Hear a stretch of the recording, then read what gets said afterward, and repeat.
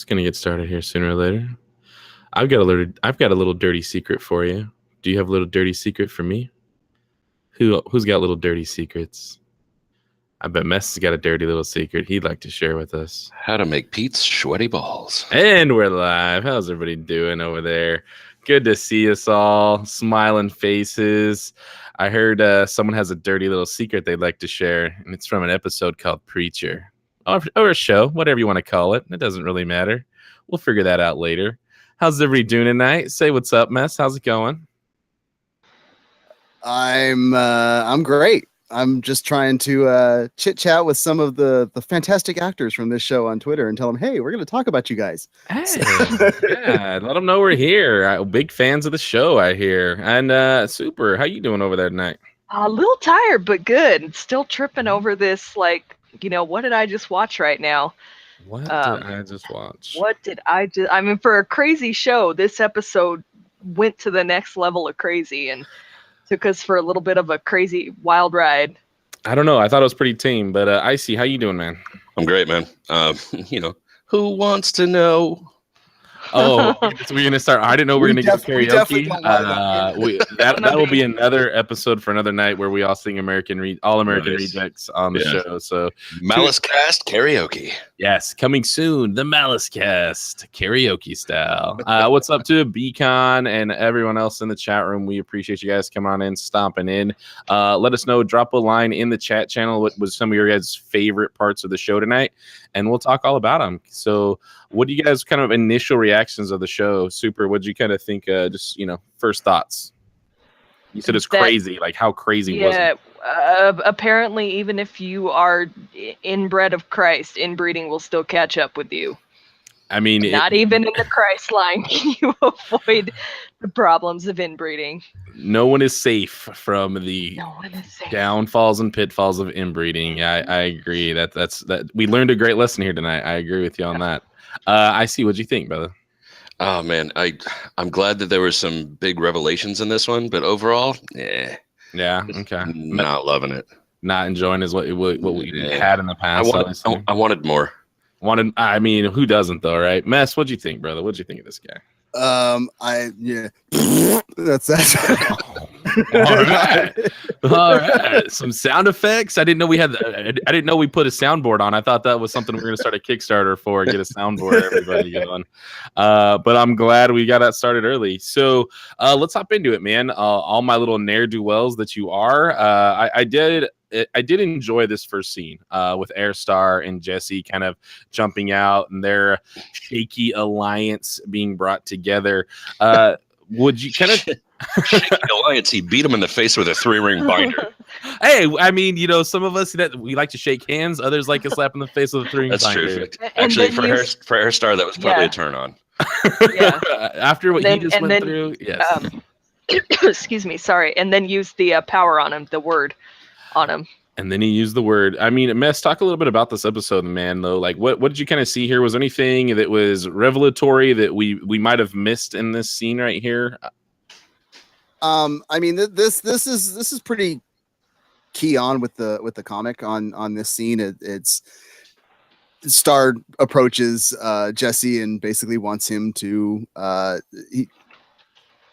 he dragged it out more than he did in the comic, but he basically wants him to take on the Messiah. He wants to use his power because it's a truly noticeable power. So that scene was pretty much close to, I mean, granted they were at an orgy when it happened, and so that was the difference. That was the difference between the comic. We're at a bar with just one bartender and some fat dude sitting in the back. But well, there's always just they do a great job of having settled differences. I'm sad they saved us the orgy scene after what we got up front with Jesus, and I'm guessing that was orgies. That opening scene was incredible. Yeah. So who?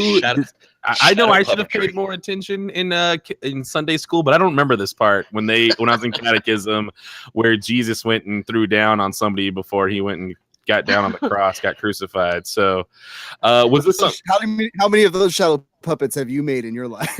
Oh man, At least 3 of the ones that I saw. This is not the show for that. Come and see us on Nerd Mosh Pit, everybody. We'll talk about shadow puppets on our adult themed show. Absolutely. But how was this scene in? I was going to talk about this scene. I wanted to talk about this scene a little bit though. Was this in the comics? Did we get some of this in the comics, or was this just for us viewers at home through AMC? About the I remember Jesus. Yeah. About I remember them talking about the fact that he had an affair and had a kid, but I don't remember anything nearly that graphic. Oh yeah, no. All it was in the comic was it just kind of telling you what happened, why the bloodline was intact and stuff. Okay. You never actually saw the situation. You didn't see that visual. the disciples were Visual. there. I did love that factor of the disciples standing there going, where the hell were you, man? What's going on? You said you were going to go pray. Yeah, the lead singer of All American Rejects was not in the comics. Man, he was looking rough. I'm sorry, but if you're gonna give me a good-looking Jesus, why you got to make it All American Rejects guy? That dude looks like he could be broken in half real easy. Well, I think it's because people always said he looks kind of like a Jesus type of. The lead singer of All American Rejects, the one that looks like Jesus, is that I remember him being described that way, but I'm into it. I dig it for sure. But yeah, no, Beacon, yes, the shadow puppets. I'm glad you remember. I'm glad you're commenting on that. Thank you from the peanut gallery there. So we kind of go in and they give us kind of a big foreshadowing, right? We see this happening. We obviously know there's some sort of bloodline carrying on. They probably had some sort of child. This is that's kind of the thing though, right? This is always like the rumored mythos of any kind of Jesus story, right? As he had a child out there and the bloodline's being carried on. So nothing super new from this kind of storyline itself. So Preacher wasn't safe from it either, but I'm kind of glad they went there because they do it in a lot more fun way. They kind of did it in a why can't I think of it, like a Blazing Saddles type of way? Very with a bang. Very Mel Brooks style, Life of Brian, if you would. Let's go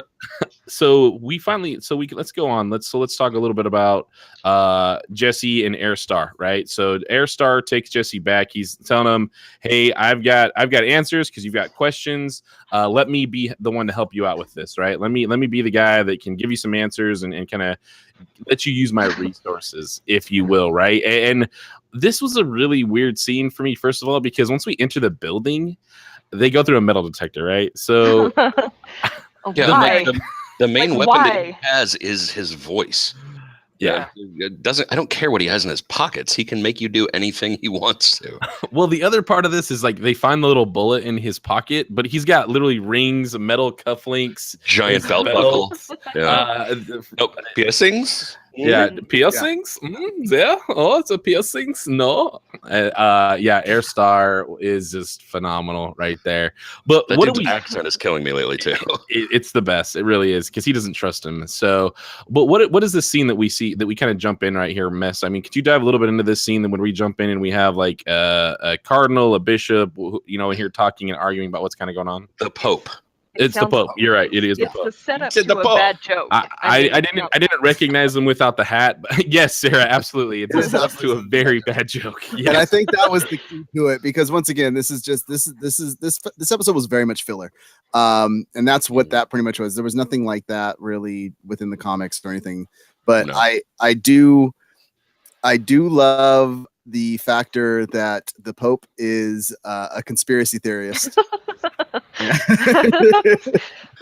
Absolutely. It's so random. Yeah, I am waiting to see the drawings made of the new creatures being created by God from 10 feet tall, at least. 10 feet tall, at least. Wings of eagles and flying. Yeah, I mean, he had quite the display. I was waiting for a honey badger don't give a damn response back. Oh, yeah. What was the honey badger? Sense of smell. Sense of smell. Like, of all the animals that he picks the honey badger. Honey badger's sense of smell. He don't give a damn, So... Why would you bring along the cardinal that has a crazy conspiracy theory that is opposite of your crazy conspiracy theory? Well, is that as much trust in the tenant? That part was somewhat the only part that was actually kind of true to the comics, because it is the seraphim that causes the issue. But it's not that the seraphim are chasing God, and that's why he's gone running. It's that they Genesis. created Genesis. Yeah. So, but So- the bishop actually had a little bit more proper knowledge than what the Pope even had. No. Well, I just kind of Pope, love the Pope was completely out of left field. Yeah, because he just called him on his BS. He's like, "Are you kidding me right now? Like, do you really believe that? Like, Give me a break. give me a break. Come on over here, Pope." Yeah, I mean, they really hammed it up with these two guys. Like I said, I was really expecting a hat. That's why I didn't think it was even being a Pope. So, I think it was a factor of Starr just trying to show him the ridiculousness of it all. Yeah. that nobody has any answers for him, and I'm the only one with anything true. It was just the look that Starr gave when it was like, so nobody knows, and he's just like, like, yeah. And I agree with you. We have our producer Tim over there talking about how everybody's a conspiracy theorist, especially with men in power, if you would. So, how do you trust the men when you are the man? Yeah, why not? Right? You're the one making all the rules. Someone's got to trust you. It's like becoming an adult. You realize we're all just faking it. We're all just faking it until we make it, or until we're dead. So let's put a pin in this right here, because the last little piece I want to talk about, and we're gonna put a pin in it. We're gonna go talk about Tulip and Feather. I never remember her name. Featherstone. Featherstone. I was gonna say Feathermore, but I was way off. Anyways, we hear the last piece here is we hear about the Messiah, and then Jesse uses his voice on Herr Starr to take me to the Messiah. But I want to kind of just put a little pin in that for right now. Let's go talk about Tulip and Featherstone, because this is actually like this was a better portion. Like we kind of got a lot of hints at it though, but Tulip, we get right back at her, right? Like she's still going through her PTSD. She's still kind of got her weird moments going on here. She's still super isolated and just solo. And that's the thing, right? That's definitely how she feels, which kind of drives me crazy, because I think we have an amazing character, and this is where the show's kind of killing me. And I want to kind of hear your guys' opinion on this. We have this amazing character in Cassidy that she could be talking to, that she could be talking about with, and building these relationships with the two. And they go and throw Cassidy on this adventure with his son, and they have Tulip, kind of harboring her fears and all that stuff with Featherstone. Like how did this take place in the books, Mest, and what do you like or not like about these kind of relationships right now? Once again, it didn't take place at all in the books, and I hate how this show keeps trying to do this whole trust Jesse. Does it that was never a theme that was in the comics whatsoever. No. That's kind of where my lifelong locked. You mean where they never had the issue of trust between them? No. Okay, so the show is playing up a little bit the drama. It did a little bit of trust did come up later in the series and stuff, but it was never to the extreme of this. That this is like that was just based on how they broke up and were apart for a few years as he became a preacher. Like once they got back together, there was no trust issues there. They were partners. Solid. Yeah, because right now, like when I'm watching the show, I cannot figure out why they're a couple. Yeah. At all. It's completely because of Jesse's sweet hockey hair from the recap or from the flashbacks. But I mean, right now, they are the most dysfunctional couple I can think of right now, and that's throwing in Cersei and Jaime Lannister. That's 100% fine, because that is this whole group. The group of those three, they are the most dysfunctional people.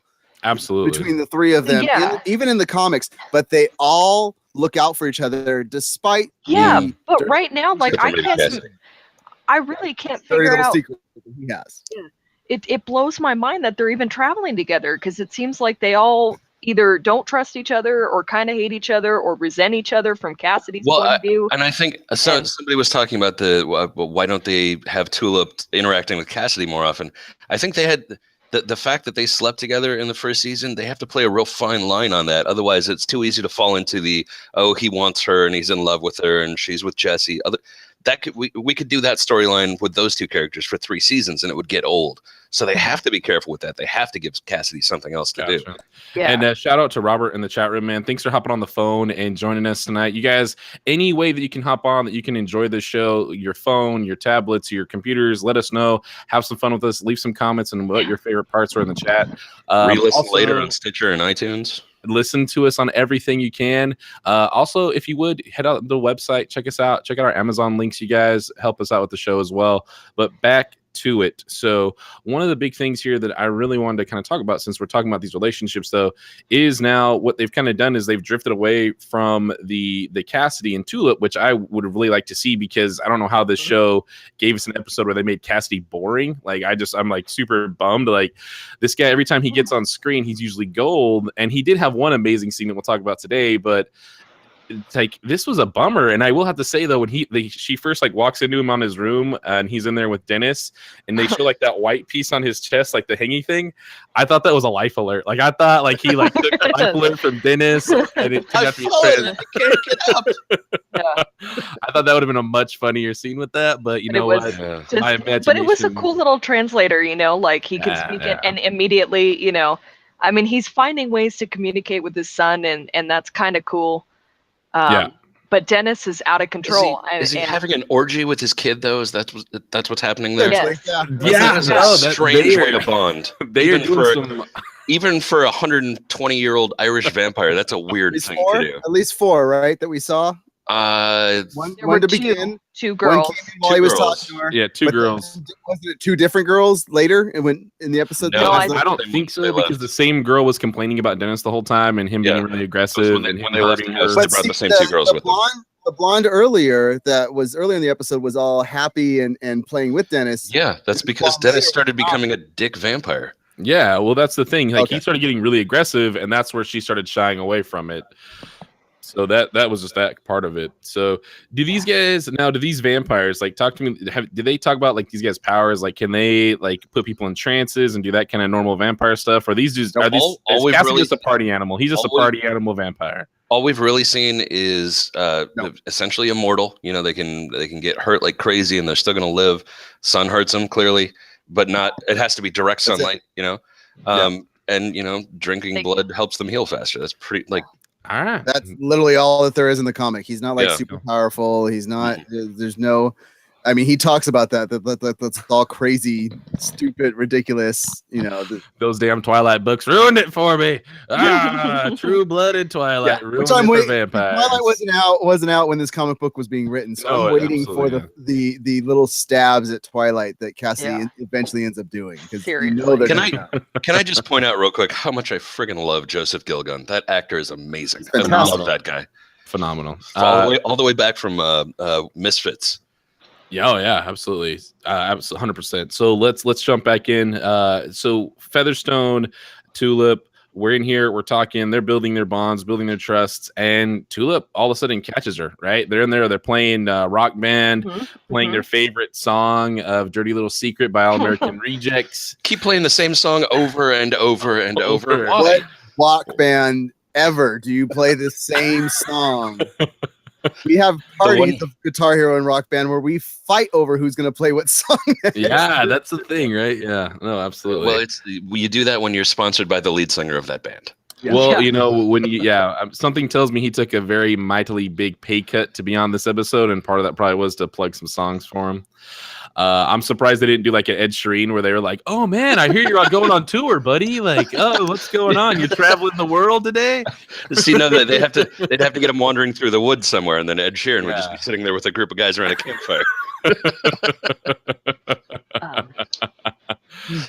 So we get Tulip calling out Featherstone in her lie, right? So she kind of gets caught here. And what's the other gentleman that's in the other room? What's his name? Hoover. Oh, and Super, what's part of this episode? I'll give her props, man. She was quick on her feet, thinking of a way out of that, because she was busted. She was cold busted. Well, I don't think it was her thinking of that. It was Hoover that thought about helping her out, right? Yeah. Yeah, we don't. I guess we don't know, because she's like, I need help. So, like, did she come up with the idea that at least this is pulling from Twitter? In the comics, Hoover's not that smart.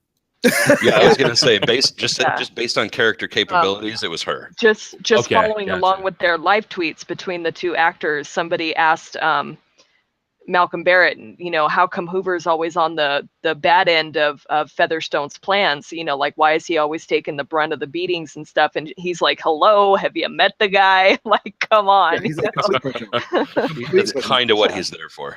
I appreciate the compliment on my laugh. I've been working on a Preacher evil laugh, so I'm glad that's working out for you there, Tim. And then I don't know, Robert. It's talking about Marilyn Manson as a joke going him as Herr Starr, but I'm really glad they didn't do that, Robert. I'm glad you're not the guy casting people. So Yeah. I appreciate you. You're a great member of our audience, but please don't cast Preacher. So real fast. So we get that. And here's the thing. Yeah, you guys have talked about Hoover being a real screw up all the time, right? Just always messing stuff up, always doing that kind of stuff. And Beacon even mentioned this is the one time he doesn't mess it up. I was actually waiting for that moment. Like, I'm like, man, how is he going to screw this up and get like Featherstone shot or Tulip imprisoned? Like, what's going to go wrong here? No, he just got his own ribs. He lets himself get cold cocked by that's what it is. That's exactly what happened. No, that's exactly there had to be a way to do that without getting a shovel to the back of the head. 100%. Yeah. So, and what I want to ask is, how are they not able to play Guitar Hero together if they had at least 2 guitars? Because she busted that one up, and then they started playing Guitar Hero again later. Was Rock Band? I don't even know. And later, she was playing the drums the second time. Yeah, so that was definitely Rock Band because Guitar Hero didn't have well, that. I thought Cassidy was playing the guitar while she was playing the drums. Yes, he was. Yeah. Oh, okay. Yeah, there you go. Then there you go. Makes they more could have sense. both played when she said you got to play. Okay, but had this if you've ever been really good at Rock Band, you don't want to play expert while somebody else is playing beginner. It's just embarrassing. It's no fun when you're just sitting there like goo. Oh, it's hilarious. And I don't know if you noticed, she was playing beginner on that. There was only 3 colors on the screen. It was yeah, good call. How are you so good? Yeah, it's beginner, sucker. Yeah. It's that's like when you impress like your little nephew that's like, you're so amazing. Anyways, moving on past my life of video games. I was just gonna say I can actually only play beginner on guitar because I have I can't reach any of the keys with my pinky. It's too small. And yeah, so we'll move on from Guitar Hero. So Skinny tiny hands, smells like cabbage. Yeah. Oh, she's a carny. And we're rolling off the rails, everybody. We'll come on back into the bathroom scene. We're right under the towel. We find some guns, right? Finally. So, we finally get in there. Tulip gets convinced I got to jump in here, fix this tile, and she pulls the weapons from the Killer of Saints out of the floor, and all of it, right? The cavalry sword, the 2 pistols, pulls them out. Yep. But here's kind of the thing with this, right? Like, what does this now mean to her now? What is her thought of this now that she has these weapons in front of her? That blank look on her face said, and especially after the conversation she just had with Jenny, trying to instill doubt in Jesse, she was looking at him like, okay, so he lied to me about some part of this at some point. So what do I believe now? I mean, what did he tell her that he did with the weapons? You know, like, did that ever come up between them? If Jesse had straight up used Genesis to send him to hell, he wouldn't have had time to get the weapons. He would just disappear like Eugene did. Okay. And absolutely.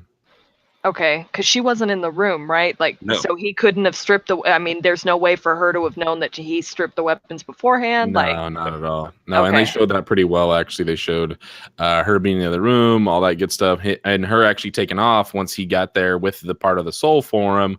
Gotcha. And then even if she's not thinking in that concept, the factor that he's hiding them alone. Yeah. Just the fact that they're under the floorboards is a bad sign. Right. So, and the reason I wanted to talk about this, go ahead, Mess, go ahead and finish up. I was just gonna recap on what Ian was saying.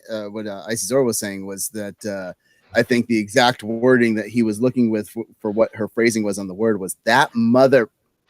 Yeah. Yeah. I mean, that's really the thought she was using. Throw some angry words, and the internal dialogue was clear.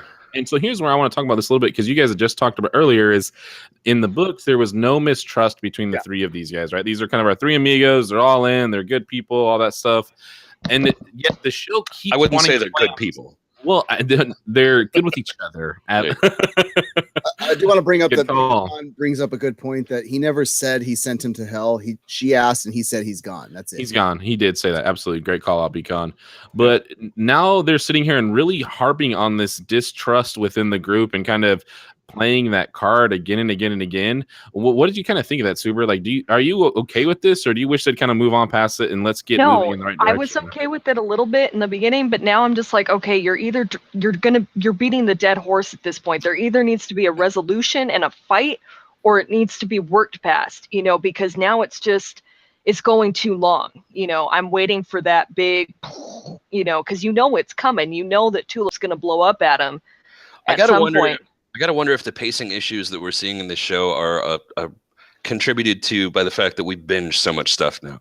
Like, if you watch the season all together at once, is it going to look like, oh well, they had a couple, they had issues for a couple of episodes, but since we have to wait a week between each, it's like, oh man, this is taking forever.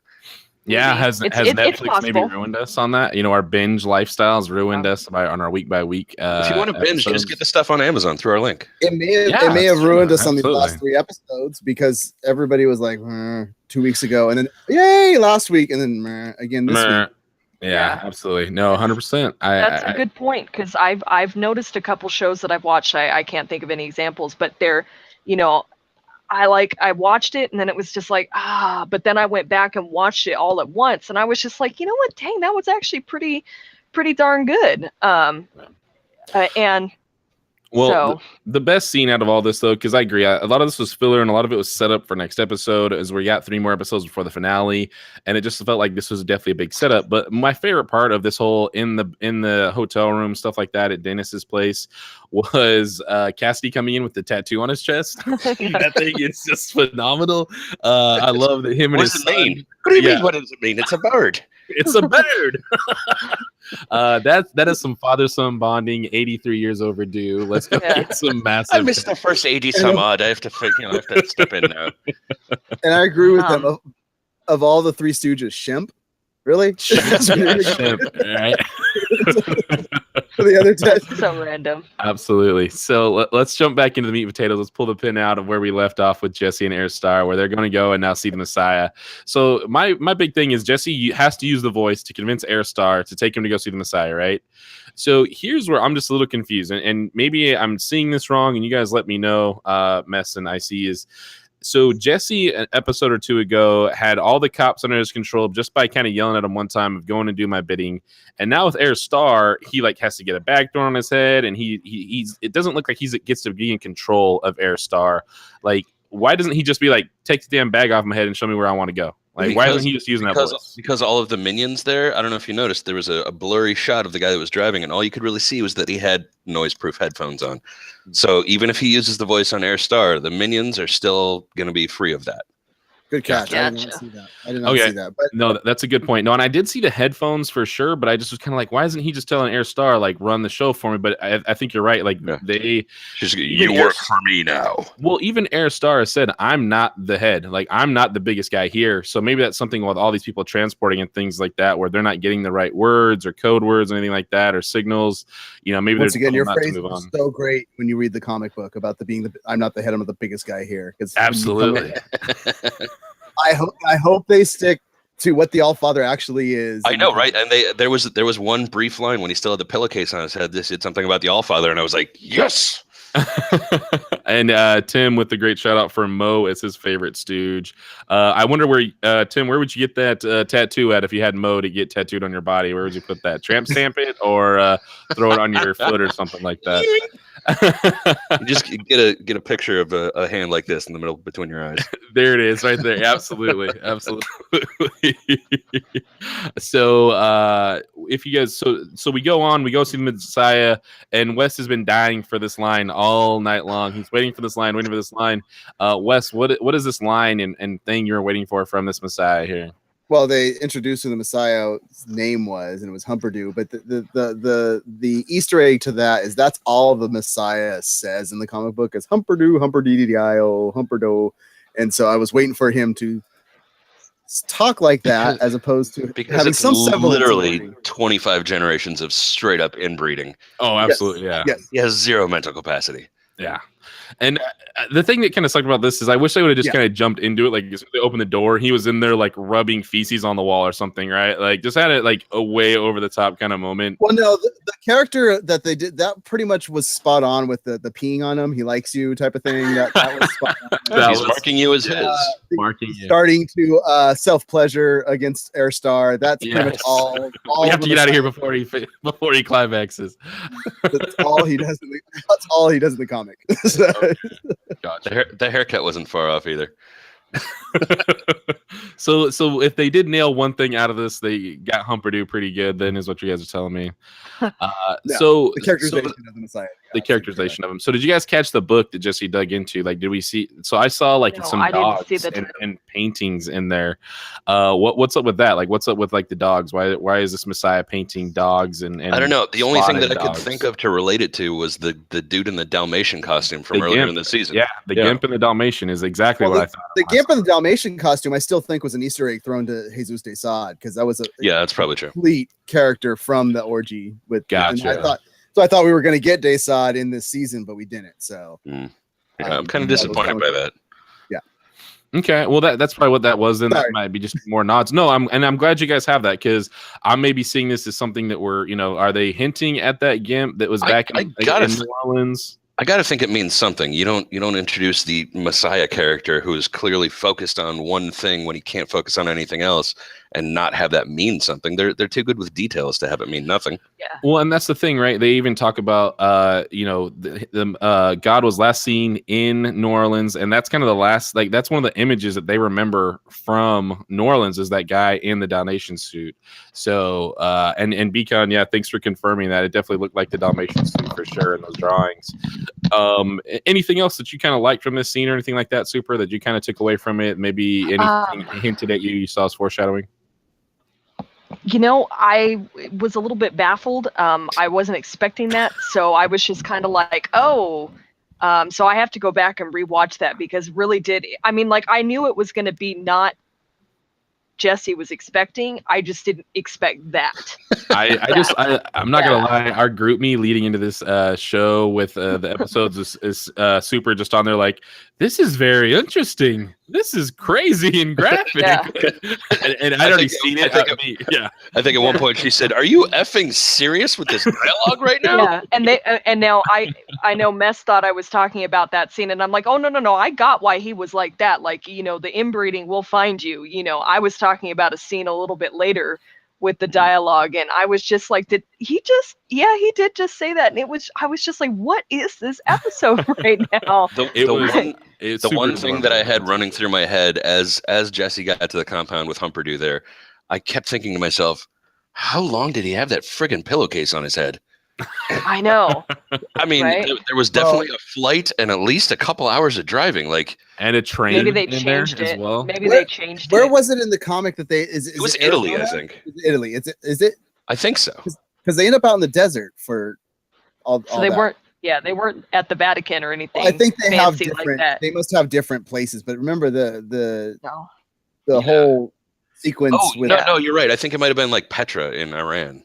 But I was honestly expecting a little kid. I was expecting like a child. You didn't expect to see the lead singer of All American Rejects yet again? No. One more time in there. No. Tyson Ritter. What a makeover. What a phenomenal way to be out there for your fans. It was interesting though that he didn't react to Genesis. Instead, he just started crying. Like all it did was make him cry. I don't know if that's because reaction to Genesis. He wasn't physically able to respond to the command. So once again, 25 years of inbreeding. Generation. His brain was 25 generations, right? Yeah. 25 generations. That's even worse. Yeah. So is that showing the lack of a soul he has? Like, are you telling me that inbreeding kills off your soul where you can't be controlled? The brain just can't. The brain just has no idea what. It just literally cannot make it. You can't. It literally can't process it. Like I know we say that sometimes. Like my brain can't process this, but literally his brain actually can't do it. So that was a little bit. I agree. That was a little bit interesting. I'll use the word to see. Yeah. So let's talk about the final scene here, kind of this big scene where we finally get Herr Starr, Jesse. They've been on this adventure together. They're looking into it. No, Tim, I don't know, man. I just hear that All American Rejects are big fans of the show and they watch us all the time. They're actually one of our 132 subscribers. If you guys want to go ahead and hit that button, throw us a thumbs up as well. You can also check them out on Amazon too. Singer of All American Rejects. He's a great guy. Absolutely. He loves our show too. Tyson Ritter. Thanks for joining the show, man. We really do appreciate you every single time you're on. So, Beacon, now we know what Genesis does to simple-minded people like Hodor. Okay. Yeah. So we are crossing over a lot of shows. I can see that Game of Thrones is still on our mind from last night, and I'm so glad you guys enjoyed that. Check out all of our shows here on YouTube. You can see them all on there. All of our live casts are here on YouTube. Hey, the rails are over there. Yes. And now we're going to go get back on our rails as we finish up the Preacher. So we will handle this. So our final scene, Herr Starr, Jesse. Jesse finally gets to kind of see what Herr Starr's cards are on the table, right? Herr Starr's put them all out there. He says, "This is where I'm at. This is what I've got for you." And Jesse's reaction, I don't think is anything surprising. But talk to us a little bit about that scene. I see, like, what did you kind of see in that scene right there? I love the fact that Herr Starr is just playing straight up semantics with him. I didn't say I could help you find God. I said I could help you. Yeah, absolutely. Yeah, very different. Yeah, he's the kind of guy that will work a technicality to get his way, and if the technicality doesn't work, he's going to throw you off a balcony like he did that other guy. Or he's going to confuse the hell out of you, because I mean, the way he presented some good information, but the way he did it, because he's like, this thing happened to me the other night, and while it was happening, I thought of you, and Jesse's face was just like, the face was so good. Why are you saying this? Yeah, like his brain literally, you could just see it like, oh my God, that's happening to you, and you're thinking of me. Yeah, like, that's definitely one of those moments where you don't know to give him a be like, thank you, or be really creeped out by it or not. So it was a whole thing. Yeah, I mean, I was just waiting for him to ask, like, did that turn you on? Like, I mean, like. Well, here's the thing, right? So we finally get the proposition, right, Mess? We finally get the proposition from Herr Starr of what he wants Jesse to become.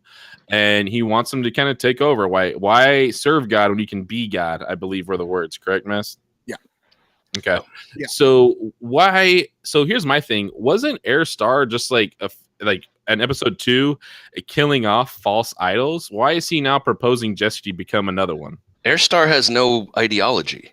Not really. He just wants power. He wants control. He doesn't necessarily believe in God or anything that he's serving. He just needs power. He needs to be in control of stuff. Yeah, when you see a true metaphysical force that can actually give you control, he lied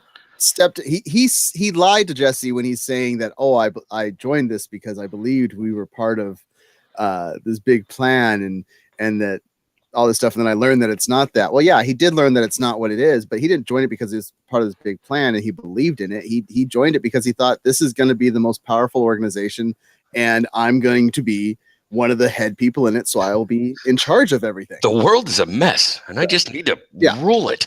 Yes. Exactly. Yeah. No, and I think you're right. I think it's better to be number 2, better to be the number 2 of the best guy than number 4 of the current guy, or whatever that's going to be. So wherever he's at on that line. So tell me a little bit about this. Like, is this something that Jesse can trust? Is this something how did this kind of play out more in the books? Like, how did this kind of unfold between Herr Starr and Jesse? Icy? I don't remember the specific portions of it. I know it, in the books it fell apart pretty quickly because obviously Herr Starr is not a guy you can trust. So I don't know. I'm not exactly sure where they're going with this, if they're going to keep following the book line or not. I mean, honestly, look at the guy. You can't trust him. So why would you? No, and we learned that really quick. The only thing you can trust him is that he's going to continue to be himself. So if you can figure out what his character is, then maybe you can play off of that. Gotcha. Mess, what was your kind of final takes on this moment? Yeah. Well, that's the thing is he in this, he's acting like he's trying to make it a partnership with Jesse. In the comic, he wants Jesse to just submit to him and do what he needs him to do. So that's the little bit of difference here. Is it looks like he's almost trying to make a partnership, and Jesse's morals are just so high that he's not going to do that because he's got a mission already and stuff. And that's somewhat in the comics as well. But no, there was one thing that you pointed out in our writers' room chat channel earlier, where I think it was you, where you said you disagreed with the part where Jesse said, that he'd been serving God for so long, and it wasn't really even that he had an ideology either. It was just something filling the void. No, that's a great point. Sure. So what you're kind of saying is Herr Starr in the books was more of submit to me, do my bidding, where I definitely think in this one he's kind of like, I'll be your number 2 if you want to take the lead on this. Oh, that may be have my been, shadow puppet. Yeah, that may have been how you heard the phrasing, but he wants Jesse to use his power and give them. I don't think he wants to be number 2. No, he just absolutely. He wants Jesse to be his number 2 and know that he has that right-hand man to, hey, I need you to do this, do it. Well, and that's the thing. He wants Jesse to take over that mantle and then him to be there, kind of this guy running underneath calling the shots with that. And that's what I mean by the number 2 there. But super, like, what was kind of your final take on this scene? Like, how did you see this kind of from the outsider view and not really knowing the comics? Like, what was this scene meant to you kind of moving forward? And what do you think of it? I think it's a manipulation. Or at least that's what Jesse's thinking, because right now I think he's confused and again lost, and he doesn't know. But I think that he's manipulating something. He's trying to manipulate Jesse into something, but he's trying to do it with charm and offering, like you said, offering that partnership. I'm going to work with you. Let's work together, buddy. Let's do this. And but he's definitely not the charming partner guy. Like, the minute he gets Jesse where he wants him, he's going to stab him in the back. Gotcha. I think we're all on the same page with that for sure. Mess. Maybe he's a front stabber. I'm gonna mix shows here again. No, he's not. No, he's not. Herr Starr is being Littlefinger in the same aspect that we were talking yesterday, but he's got his 2 birds, Featherstone and Hoover, watching over the apartment while Jesse's gone to help further that alienation, at least from the show aspect. And he's trying to get Jesse alienated, so Jesse only has his fallback crutch, which is, hey, Herr Starr, I'm here for you.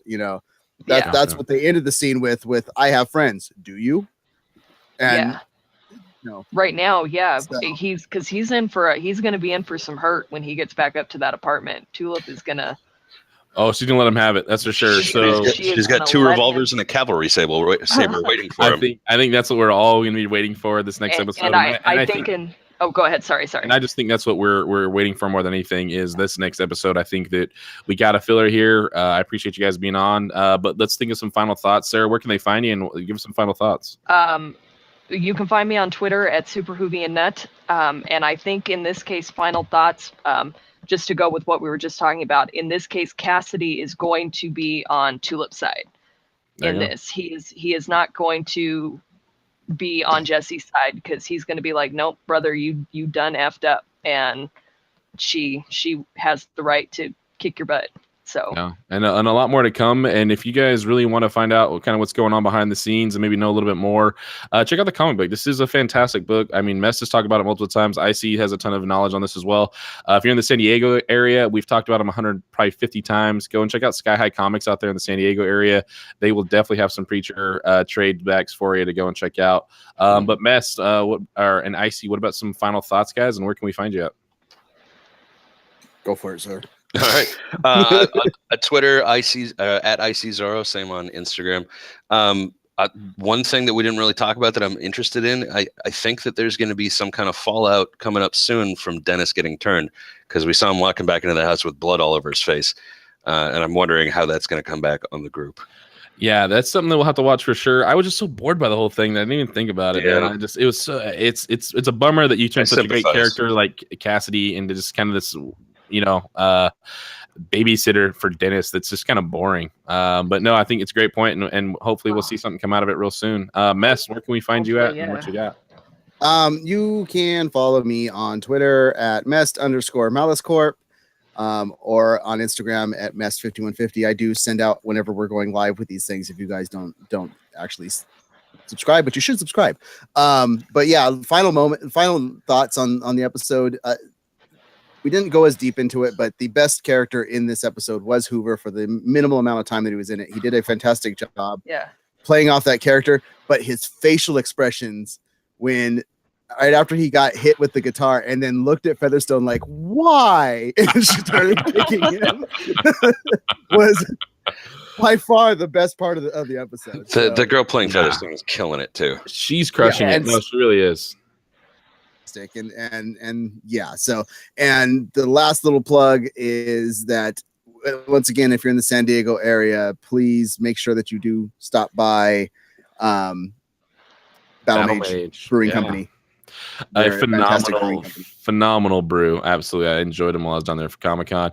And you guys, you know what? Here's the big thing too. We would want to thank all the chat channels as well. Thank you guys for coming in, joining us for the show, enjoying being a part of this conversation, which is the best part. If you guys want to continue the conversation, hit us up in the comments below. Check us out. Let us know what you guys have to think about this episode as well.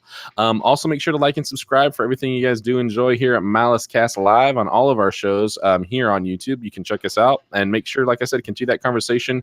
Follow us on Twitter. You can also follow me at Big Papa Matt, as well as Nerd Mosh Pit, my other show where we get a little bit more wild, a little bit more crazy, a little bit more R, maybe even X-rated sometimes. I don't know. It gets weird over there, but you guys can come and check us out and figure that out for yourselves. But also follow us, check us out on the website, follow us on Twitter, Malice Corp Live. And we just want to thank you guys for all your time, man. We really do appreciate you guys, and we will talk to you all very, very soon. Thanks again. Bye. You guys gotta subscribe. Click that button, that little logo. It's going to pop up right there. Or check out our other videos. It'll pop up here. Right below us. Right below us. Absolutely. Thanks again.